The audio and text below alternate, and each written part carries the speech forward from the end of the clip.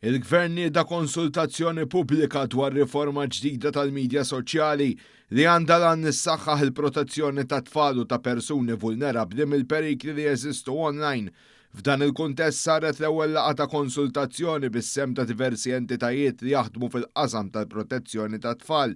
Flimkien mal-Kumitat Tekniku responsabbli mir-riforma, il-laqgħa tmexxiet mill-Ministru għall-Politika Soċjali u d-Drittijiet tat-Tfal Michael Falzon u s-Segretarju Parlamentari għall-Ugwaljanza u r-Riformi Rebecca Buttigieg. Smajna dwar ħafna każijiet u realtajiet dwar persuni Maltin illi jkollhom ikunu vittmi ta' abbuż u għaldaqstant qed nieħu gost qed immexxu l quddiem din ir-riforma sabiex naraw li bħala Malta bħala pajjiż illi jimpurtah mill-poplu tiegħu ser jieħu deċiżjonijiet li għandu bżonn jagħmel sabiex jara l-ispazju online dejjem ikun aktar safe għal kulħadd. Id-diskussjonijiet iffokaw fuq ir-realtajiet soċjali li l-awtoritajiet jiltaqgħu magħhom ta' kuljum u fuq kif ir-riforma tista' tipprovdi aktar odott ta' protezzjoni filwaqt li jinżamm bilanċ u ma jitnaqsux il-mezzi moderni ta' komunikazzjoni.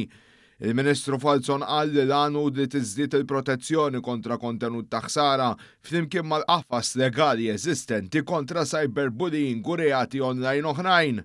Bdejna biex ngħidlek il-proċess li jmiss, proċess li morru għal konsultazzjoni u aktar il-qudiem u mbagħad eventwalment imorru għall implementazzjoni ta' dawk ir-rakkomandazzjonijiet li nkunu konkludejna fuq.